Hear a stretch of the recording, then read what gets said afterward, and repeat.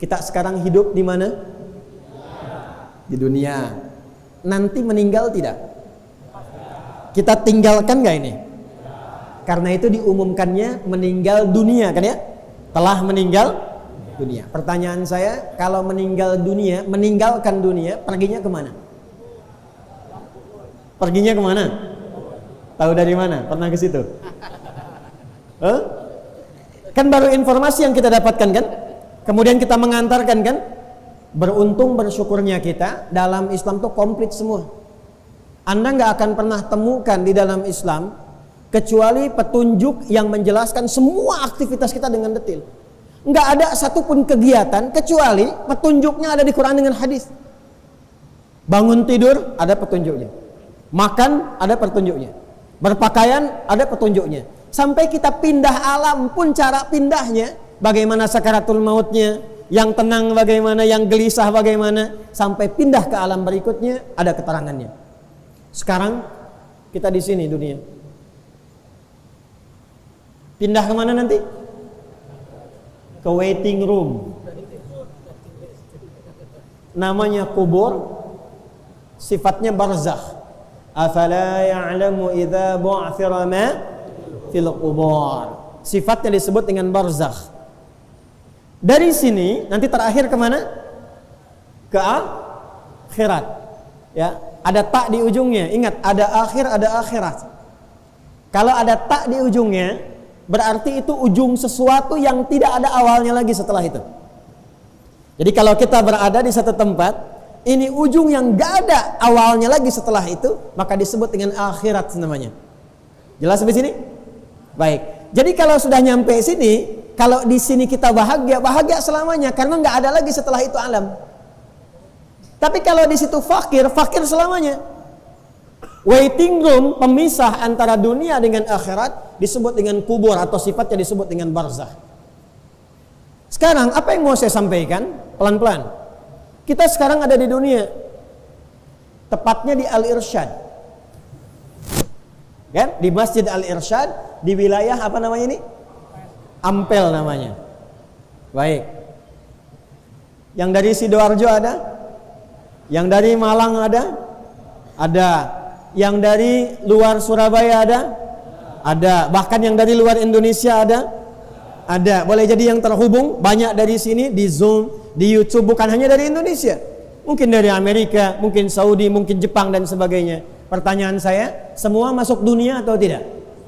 Masuk. Perhatikan pelan-pelan, pelan-pelan. Anda dari Sidoarjo misalnya, datang ke Ampel ke sini. Kalau nggak ada bekal bisa datang nggak? Nggak bisa. Anda dari Ampel mau ke Jakarta, nggak ada bekal, bisa berangkat nggak? Tidak. Baik, toilet di Ampel dengan toilet di Kampung Rambutan sama nggak? Bayarnya sama nggak? Kalau dari Indonesia mau ke Malaysia, bekalnya sama nggak? Maaf. Uangnya bentuknya sama nggak? Beda. Kalau ke Amerika, sama nggak uangnya? Mata uangnya sama nggak? Antar dunia saja bekalnya sudah beda. Antar dunia. Sekarang Anda mau pindah, meninggalkan dunia, masa bekalnya sama? Paham nggak sampai sini? Kita mau sini pergi ke Malaysia, bawa rupiah dipakai transaksi, bisa nggak? Pergi ke Amerika, ke Kanada, ke Eropa, ke Swiss, bawa rupiah dipakai transaksi, bisa nggak? Tukar dulu ke mata uang setempat, baru digunakan. Artinya bekalnya udah beda. Anda mau ke Singapura pakai hukum Surabaya, bisa nggak? Nggak bisa. Sekarang Anda meninggalkan dunia, inter dunia saja, antar dunia bekalnya sudah beda. Hukumnya sudah tidak sama. Sekarang Anda melogikakan pindah keluar dunia, pengen sama bekalnya ya jelas beda. Paham sampai sini? Nah sekarang pertanyaannya, apa yang harus disiapkan dari dunia ini sehingga ketika kita pindah meninggalkan dunia, bekalnya mampu dibawa? Kan yakin kita akan pulang. Tuh wajahnya CM semua, calon meninggal. Sama dengan ini kan? Meninggal itu sudah pasti. Meninggalkan dunia itu pasti. Tapi yang belum pasti itu bekalnya siap gak? Teduh siapin atau belum? Anda mau ke sini aja, lihat flyer, ada taklim, ada tabligh akbar. Persiapan sudah 2 hari.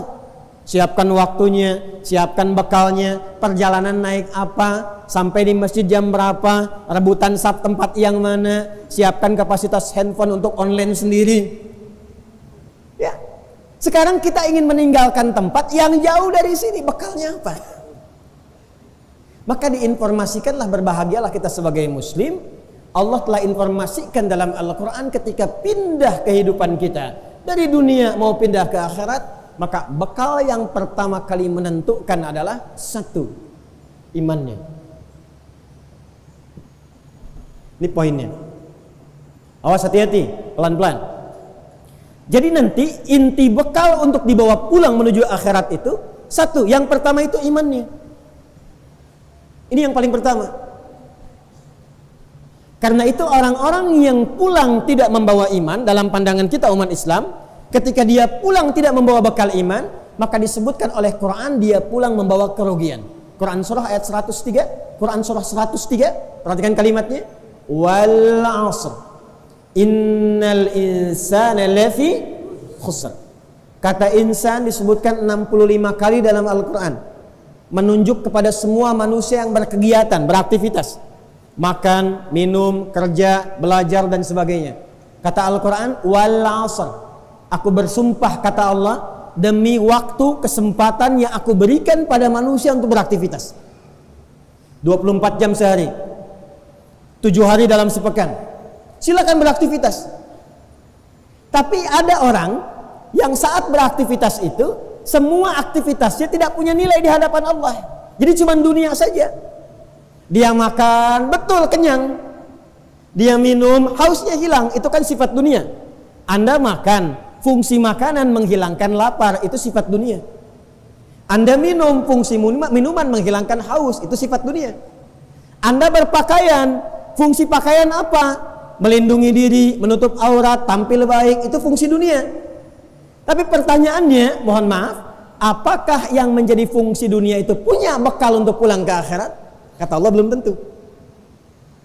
Ada orang yang ketika makan, makannya punya nilai di hadapan Allah. Kapan makan itu punya nilai di hadapan Allah? Illalladzina amanu.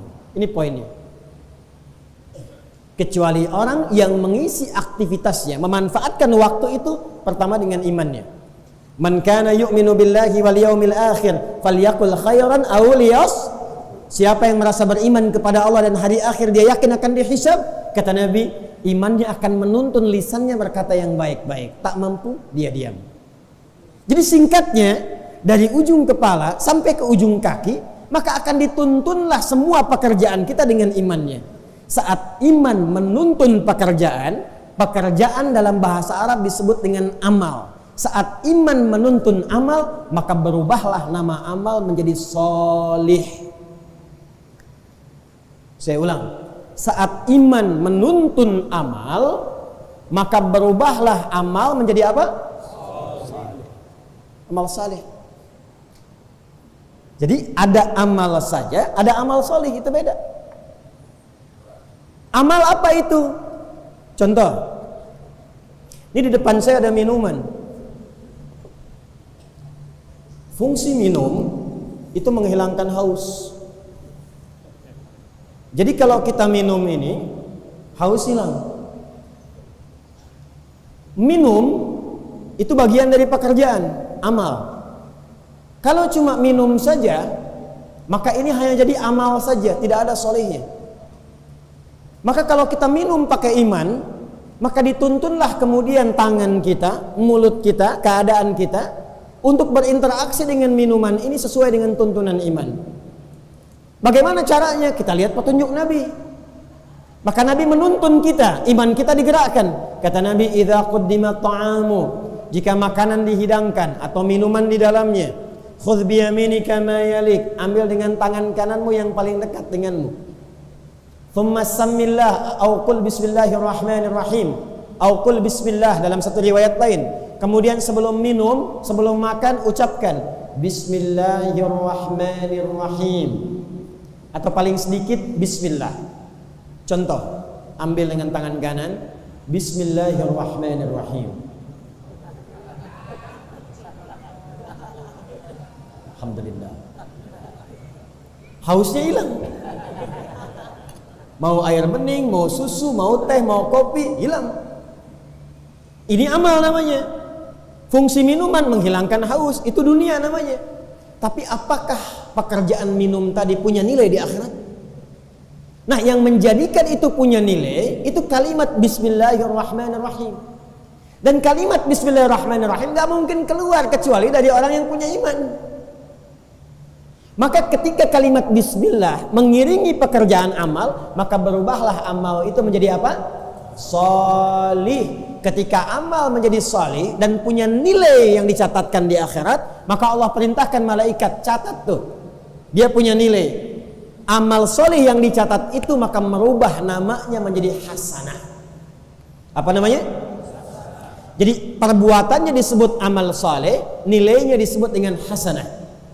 Setiap perbuatan yang didorong oleh iman menjadi amal soleh, maka punya nilai setidaknya 10 hasanah. Ada berapa nilainya? Dalilnya Quran surah ke-6 Al-An'am ayat 160. Man jaa'a bil hasanati falahu 'asyru amthaliha. Siapa yang mengerjakan perbuatan amal soleh, maka diperintahkan oleh Allah pada malaikat, catat setiap satu perbuatan 10 nilainya. 10 tuh ngitungnya jangan begini 1, 2, 3, 4 sedikit.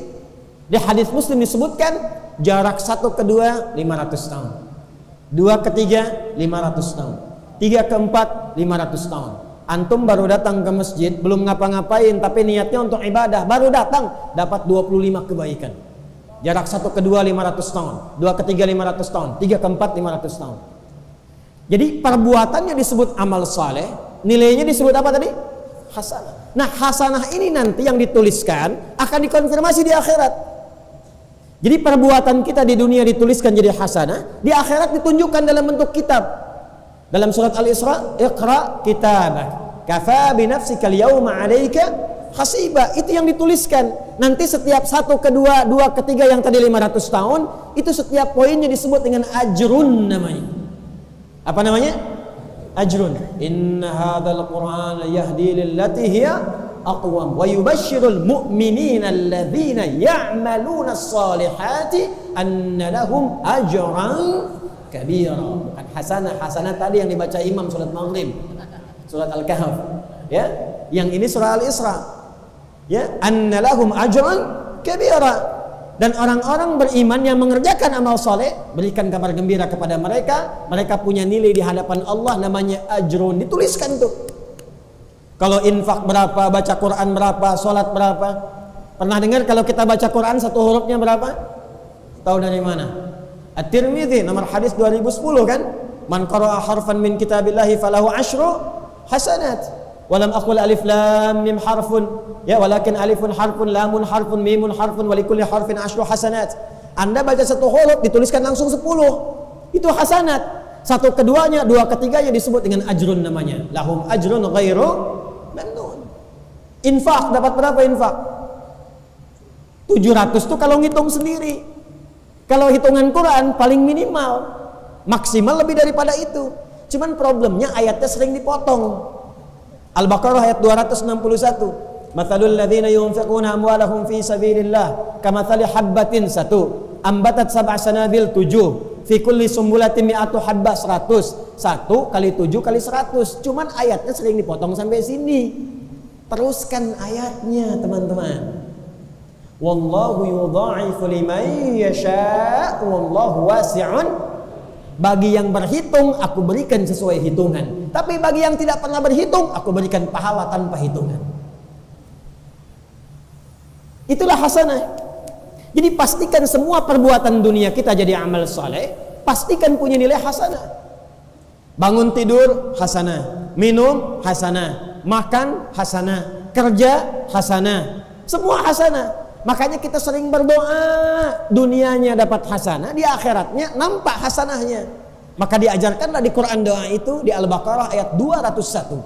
Wa minhum man yaqulu rabbana atina fid dunya hasanah wa fil akhirati hasanah wa qina adzaballah. Nah, itu konsep hidup kita begitu. Iman dan amal soleh, keduanya melahirkan hasanah, hasanah melahirkan ajrun, namanya pahala. Nah, itulah yang akan dapatkan rahmat Allah, mengantarkan kita ke surga. Karena itulah kalimat surga dalam Al-Quran ketika disebutkan dibuka dengan iman dan amal soleh. Al-Baqarah ayat 25. Wabashshiril ladzina amanu wa amilus salihati anna lahum jannatin tajri min tahtihal. Di antara sekian banyak amal soleh, ada satu yang sangat istimewa. Sampai saking istimewanya, dia diberikan keistimewaan, privilege langsung oleh Allah untuk memberikan syafaat kepada 70 anggota keluarganya. Pelan-pelan ya. Di antara sekian amal soleh, dan konsep hidup kita kan amal soleh. Ini maaf ya, maaf sekali dengan kalimat ini. Sampai dengan malam ini, coba evaluasi, tinjau diri kita. Pekerjaannya sudah jadi amal soleh belum? Sudah jadi ibadah belum?